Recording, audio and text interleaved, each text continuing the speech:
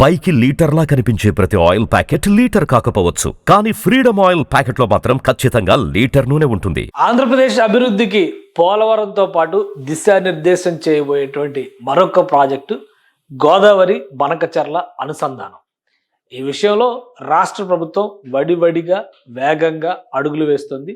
దీనికి సంబంధించినటువంటి కార్పొరేషన్ని ఏర్పాటు చేస్తూ నిర్ణయం తీసుకోవడం, జీవో రిలీజ్ చేయడం. సరిగ్గా అదే సమయానికి బనకచెర్ల లాకుల దగ్గర ప్రత్యేకంగా అక్కడ ఉన్నటువంటి రిసోర్సెస్ పైన అధ్యయనం చేసేందుకు ఒక బృందాన్ని పంపించింది ఆంధ్రప్రదేశ్ ప్రభుత్వం. సో ఇవన్నీ కలిపి చూసినప్పుడు గోదావరి బనకచెర్ల ప్రాజెక్టు కోసం శరవేగంగా అడుగులు ముందుకు పడుతున్నట్టు కనిపిస్తుంది. దీనిపైన ఇంకా డిపిఆర్ రూపొందించలేదు అని Godavari river water management board సమావేశంలో చెప్పినటువంటి ఆంధ్రప్రదేశ్ ప్రభుత్వం ఇప్పుడు మాత్రం చకచక అడుగులు వేయడం, జీవోలోనే కొంత స్పష్టత ఇవ్వడం ఆసక్తికరంగా మారింది. అసలు జీవోలో ఏముంది? అకస్మాత్తుగా బనకచెర్ల లాకుల దగ్గర అధికారులు ప్రత్యేక పర్యవేక్షణ, ప్రత్యేక పరిశీలన ఎందుకు జరిపారు? ఒకసారి విశ్లేషించేటువంటి ప్రయత్నం చేద్దాం. ఏపీకి సంబంధించి ఒక గేమ్ చేంజర్ ప్రాజెక్టుగా ఆంధ్రప్రదేశ్ ప్రభుత్వం చెబుతుంది గోదావరి బనకచెర్ల అనుసంధాన ప్రాజెక్టు. ఇది ఎక్కడ కూడా ఒక భారీ ప్రాజెక్టుగా నిర్మాణం జరగదు.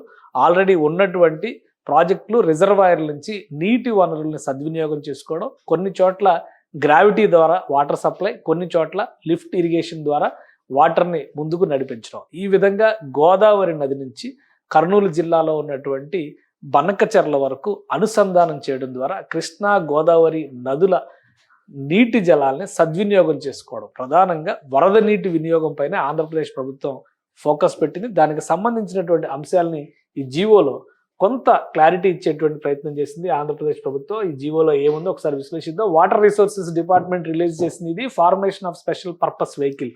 స్పెషల్ పర్పస్ వెహికల్ అనేది ఒక కీలకమైనటువంటి అంశం. ఇది గుర్తుపెట్టుకోవాల్సినటువంటి విషయం. ఎందుకంటే స్పెషల్ పర్పస్ వెహికల్ అంటే ప్రత్యేకంగా ఒక లక్ష్య సిద్ధి కోసం ఏర్పాటు చేసేటువంటి వ్యవస్థ. అంటే గోదావరి బనకచెర్ల ప్రాజెక్ట్ ఎట్టి పరిస్థితుల్లో సాకారం కావాలనేటువంటి సంకల్పంతో ఆంధ్రప్రదేశ్ ప్రభుత్వం ఈ ఎస్పీవీని ఫ్లోట్ చేసింది. 100% state owned company under water resources department under the companies act 2013 in the name and style of Jalaharathi corporation. So Jalaharathi corporation ఏర్పాటు చేసింది.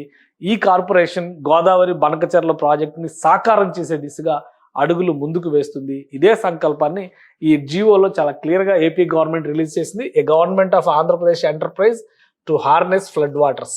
వరద నీటి సద్వినియోగం, ఇది చాలా ముఖ్యమైనటువంటి అంశం. వరద నీటి, ఎందుకంటే తెలుగు రాష్ట్రాలకు రెండింటికి సంబంధించినటువంటి అంశం ఇది. తెలంగాణ ప్రభుత్వం దీనిపైన స్పందించడం లేదని విపక్షాలు రాద్ధాంతం చేస్తున్న పరిస్థితి. ఆల్రెడీ గోదావరి వాటర్ మేనేజ్మెంట్ బోర్డులో దీనిపైన చర్చ జరిగినటువంటి పరిస్థితి. ఇవన్నీ కూడా ఆల్రెడీ న్యూస్లో కనిపిస్తున్నటువంటి అంశాలు. కానీ రివర్ వాటర్ మేనేజ్మెంట్ కంటే కూడా ఇక్కడ వరద నీటి సద్వినియోగం అనేటువంటి సంకల్పంతో ఆంధ్రప్రదేశ్ ప్రభుత్వం ఈ జీవో రిలీజ్ చేసింది. For execution and completion of works of Polavaram to Banakacherla link project and other projects with in the composition of directors and staffing pattern permission accorded. So దీనికి సంబంధించినటువంటి జీవో, పూర్తిగా ఈ జీవోలో అన్ని అంశాలని క్లియర్గా ఆంధ్రప్రదేశ్ ప్రభుత్వం ఎక్స్ప్లెయిన్ చేసింది. ఈ బడ్జెట్ అంటే ఈ లింక్ ప్రాజెక్టుకి సంబంధించినటువంటి బడ్జెట్ను కూడా ఇందులో క్లారిఫై చేయడం అనేది ఆసక్తికరంగా మారింది. ఒకసారి చూద్దాం ఇందులో ఇంకా ఏ అంశాలు ఉన్నాయి, రాష్ట్ర ప్రభుత్వం ఏ అంశాలని ఈ ఆర్డర్లో రిలీజ్ చేసి మెన్షన్ చేసింది అనేటువంటి విషయాన్ని చూద్దాం. ముఖ్యంగా ఇక్కడ ఒక క్లారిఫికేషన్ ఇచ్చింది ఆంధ్రప్రదేశ్ ప్రభుత్వం.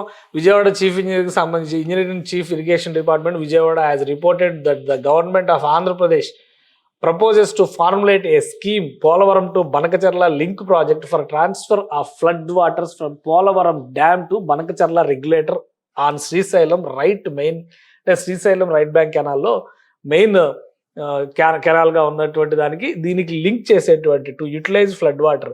The project is expected to drought proof the state through sustainable water resources development and fulfill water demand for irrigation, drinking water and industrial needs in all water shortage districts in Andhra Pradesh. So దీని route మ్యాప్ను కూడా ఒకసారి మనం చూడాలంటే ఆంధ్రప్రదేశ్లో నీటి కొరత ఉన్నటువంటి జిల్లాలకు సంబంధించి తాగునీరు, సాగునీరు, పారిశ్రామిక అవసరాలు ఈ మూడింటిని కూడా వరద నీటి ద్వారా నిర్వహించడం అనేది ఈ ప్రణాళిక సారాంశంగా ఉంది.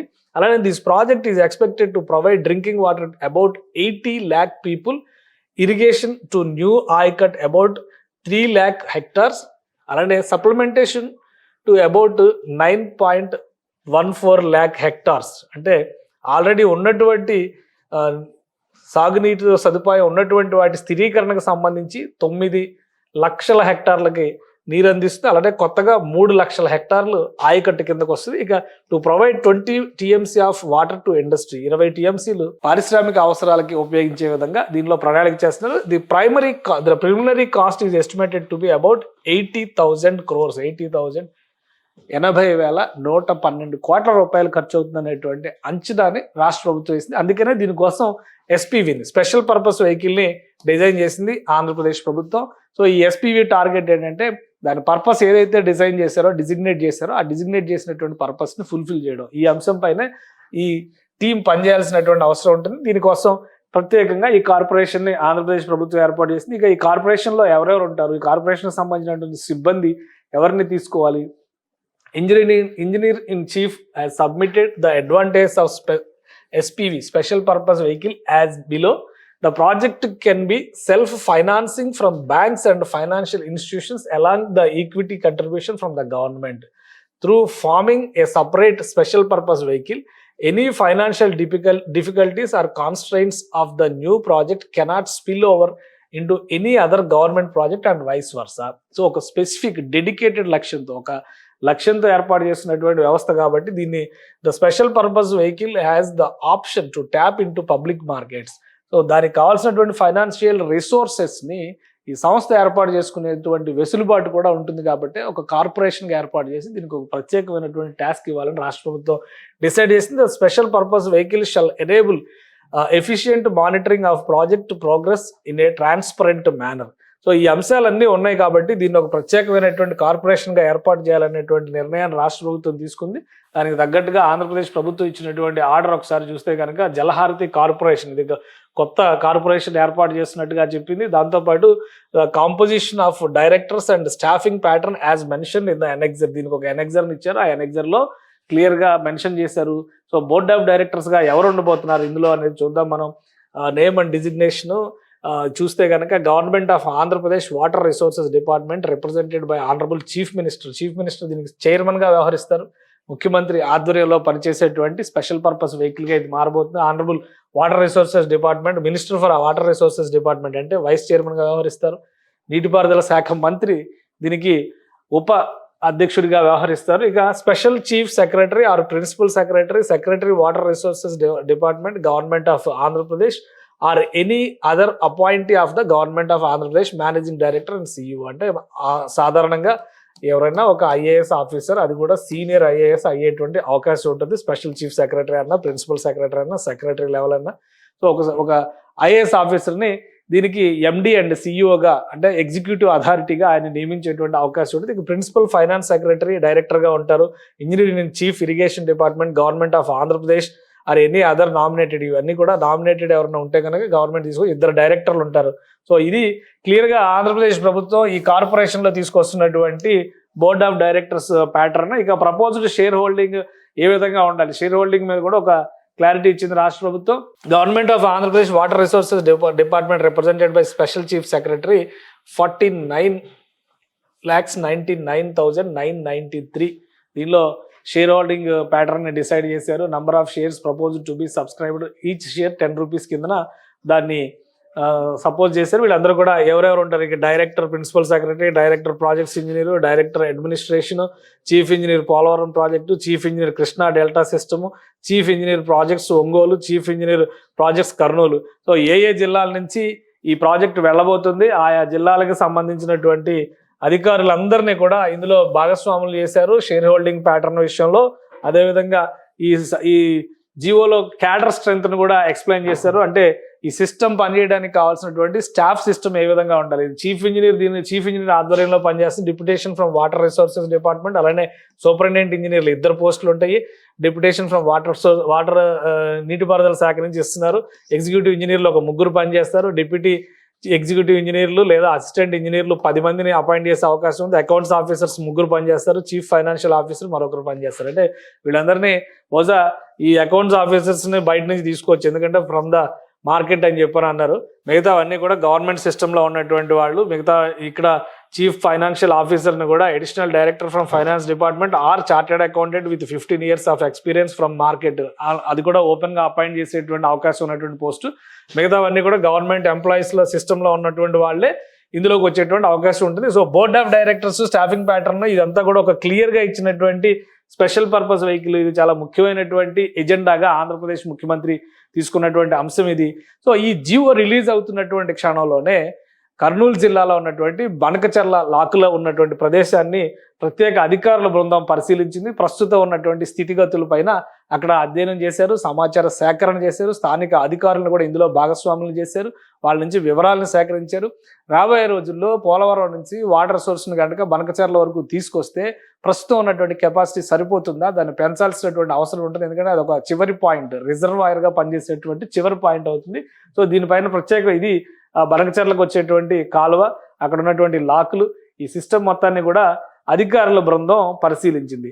సో ఇంత ఆసక్తి రేకెత్తిస్తున్నటువంటి ఈ అంశం పైన ఎందుకు ఏపీ సీఎం అంత స్పెషల్గా ఫోకస్ పెట్టారు, అది కూడా ఒకసారి మనం పరిశీలిద్దాం. గోదావరి బనకచర్ల డిస్టెన్స్ చూసినా లేదా గోదావరి బనకచర్లకు సంబంధించినటువంటి లింకేజ్ చూసినా ఒక క్లారిటీ మనకు వస్తుంది. ఇది ఒక రూట్ మ్యాప్ పరంగా మనం చూస్తే కనుక దాదాపు 10 గంటలు 445 కిలోమీటర్ల డిస్టెన్స్ వచ్చేటువంటి ఇది రోడ్ మ్యాప్. ఇది ఒక విషయం గమనించాల్సింది ఏంటంటే ఇది కేవలం రహదారి మార్గాన్ని సూచించేటువంటి మ్యాప్ మాత్రమే, వాటర్ రిసోర్స్ని సూచించేటువంటి మ్యాప్ కాదు. దీనికి అనుగుణంగా మనం డిస్టెన్స్ని క్యాలిక్యులేట్ చేయడానికి ఒక అవకాశం ఉంటుంది కాబట్టి ఇది జస్ట్ మీకు చూపిస్తున్నా.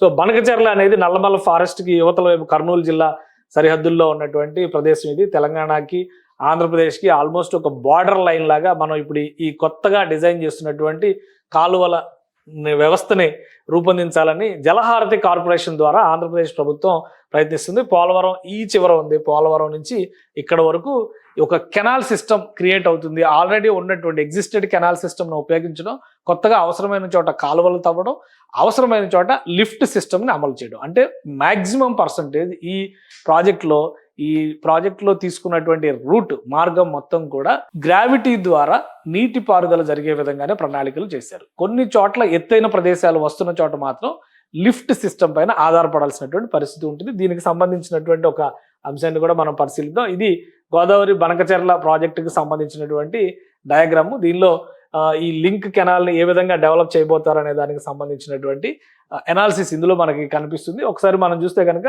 పోలవరం డ్యామ్ ప్రారంభమైనటువంటి గోదావరికి సంబంధించినటువంటి పోలవరం డ్యామ్ ఇక్కడ ప్రారంభం అనుకుంటే కనుక మనం ఉదాహరణకి ఇక్కడ నుంచి వరద నీటిని తీసుకొచ్చేటువంటి క్రమంలో గ్రావిటీగానే కృష్ణానది వరకు తరలించడానికి అవకాశం ఉంది. అంటే దాదాపు విజయవాడ దగ్గర వరకు కూడా గ్రావిటీగా ఇప్పుడు పవిత్ర సంగమం దగ్గర వచ్చి కృష్ణా గోదావరి అనుసంధానం జరుగుతున్నటువంటి ప్రాంతంలో చాలా గ్రావిటీ పైన ఇక్కడంతా కూడా వాటర్ సోర్స్ వస్తుంది. అయితే బనకచర్ల ప్రాజెక్ట్ ప్రకారం ఏంటంటే దీన్ని మరింత ఎగువకి వైకుంఠపురం పైన బ్రిడ్జ్ ఉన్నటువంటి ప్రదేశం వరకు తీసుకెళ్లి చివరికి నాగార్జున సాగర్ రైట్ బ్యాంక్ కెనాల్కి కనెక్ట్ చేసే విధంగా ఈ ప్రణాళికని రూపొందించారు. ఈ బ్లూ కలర్లో ఉన్నవన్నీ కూడా గ్రావిటీ ద్వారా జరిగేటువంటి ప్రవాహ తీరుని వివరించేటువంటి అంశాలు. ఇది నాగార్జున సాగర్ రైట్ బ్యాంక్ కెనాల్కి మెయిన్ ఛానల్కి సంబంధించినటువంటి లింకేజ్. అక్కడ వరకు వెళ్ళేటువంటి చోట్ల 1, 2, 3, 4, 5 చోట్ల లిఫ్ట్లు పెట్టాల్సినటువంటి పరిస్థితి ఉంటుంది. ఈ లిఫ్ట్ల ద్వారా స్వల్పంగా అంటే కొద్దిపాటి ఎత్తిపోతల ద్వారానే వరద నీటిని సురక్షితంగా కృష్ణానది నుంచి ఉండేటువంటి రైట్ బ్యాంక్ కెనాల్ అంటే నాగార్జున సాగర్ రైట్ బ్యాంక్ కెనాల్లోకి ఆ నీటిని మళ్లించవచ్చు అని చెప్పి అధికారులు అంచనా వేశారు. ఇవన్నీ కూడా డిస్టెన్స్ రఫ్ క్యాలిక్యులేషన్స్ అనమాట. ఇవి జస్ట్ ఒక డయాగ్రామ్ గానే మనం దీన్ని చూడాలి. సో ఇక్కడ నుంచి చూసినప్పుడు ఇక్కడ బొల్లాపల్లి ప్రాజెక్ట్, బొల్లాపల్లి రిజర్వాయర్ దగ్గరికి ఈ వాటర్ సోర్స్ అంతా కూడా Nagarjuna Sagar right bank canal నుంచి బొల్లాపల్లి రిజర్వాయర్ దగ్గరికి చేరుతుంది. అక్కడి నుంచి కూడా గ్రావిటీ ద్వారా మళ్ళీ ప్రపోజ్డ్ బొల్లాపల్లి ఈ రిజర్వాయర్ని కాస్త ఎక్స్పాండ్ చేయాలి. ఇక్కడ అన్నీ కూడా అర్థం చేసుకోవాల్సింది ఏంటంటే గోదావరి నుంచి కృష్ణానదికి వచ్చేటువంటి కాలువలను కూడా విస్తరించేటువంటి అవకాశం ఉంది. వచ్చేటువంటి వరద నీటి అవసరాల సైజుకు తగ్గట్టుగా, వాటి పరిమాణానికి తగ్గట్టుగా దీన్ని విస్తరించే విధంగా కాలువలు, అదే లింక్ కెనాల్లో ఉన్నటువంటి మేజర్ హర్డిల్ ఏంటంటే ఈ లింక్ సిస్టంలో ఉన్నటువంటి మేజర్ అంశం కాలువల విస్తరణ, అక్కడక్కడ లిఫ్ట్లని పెట్టడం. కొత్తగా ఏర్పాటు చేసేటువంటి వ్యవస్థలు చాలా తక్కువగా ఉంటాయి. ఉన్న కాలువలను విస్తరించడం, కొత్తగా ఏర్పాటు చేసేటువంటి మొత్తం ప్రాజెక్టులో 30 to 40% మాత్రమే ఉందని చెప్పి రాష్ట్ర ప్రభుత్వం చెబుతుంది. సో ఆ లెక్కను చూస్తే బొల్లపల్లి రిజర్వాయర్ నుంచి మళ్ళీ గ్రావిటీ ద్వారా లిఫ్ట్ల ద్వారా, అదే విధంగా గ్రావిటీ లిఫ్ట్లు, ఇక్కడ ఒక 3 లిఫ్ట్లు ఇక్కడ పెట్టాల్సినటువంటి పరిస్థితి ఉంటుంది ఈ ప్రాంతంలో. అంటే బొల్లపల్లి రిజర్వాయర్ నుంచి నేరుగా ఇది బనకచెర్లకి తీసుకెళ్లేటువంటి మార్గం. బనకచెర్లకు వెళ్ళేసరికి ఆ టన్నెల్ సిస్టమ్ కూడా మధ్యలో ఉపయోగిస్తున్నారు. లిఫ్ట్, గ్రావిటీ ఇది మొత్తం టన్నెల్లో నుంచి వెళ్ళేటువంటి మార్గం అన్నమాట. ఇక్కడ ఒక 2 చోట్ల టన్నెల్ని ఏర్పాటు చేయాల్సినటువంటిది. ఫైనల్గా ఇది బనకచెర్ల లింక్ దగ్గర ఏర్పాటు అవుతుంది.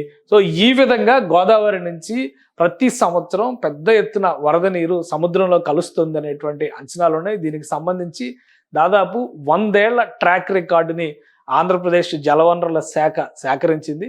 ప్రతి సంవత్సరం పెద్ద ఎత్తున గోదావరిలో వృధాగా నీరు కలుస్తున్నటువంటి పరిస్థితి ఉంది. కాబట్టి వరద నీటి సద్వినియోగం కోసం ఈ ప్రాజెక్టుని రూపొందించినట్టుగా చెప్తే, అందుకనే దీన్ని ఒక స్పెషల్ పర్పస్ వెహికల్ ఎస్పీవీ కింద కేటగరైజ్ చేసింది ఆంధ్రప్రదేశ్ ప్రభుత్వం. అది కూడా 100% ఆంధ్రప్రదేశ్ ప్రభుత్వం పెట్టేటువంటి పెట్టుబడుల ద్వారానే దీన్ని సేకరించాలని మొత్తం మీద 80,000 కోట్ల రూపాయలు అంచనా వేసింది. ప్రాథమికమైనటువంటి అంచనా 80,000 కోట్ల రూపాయల సేకరణకు సంబంధించి కూడా రూట్ మ్యాప్, అంటే ఇందులో కేంద్ర ప్రభుత్వం చేసేటువంటి సాయం చాలా తక్కువ శాతం ఉంటుంది.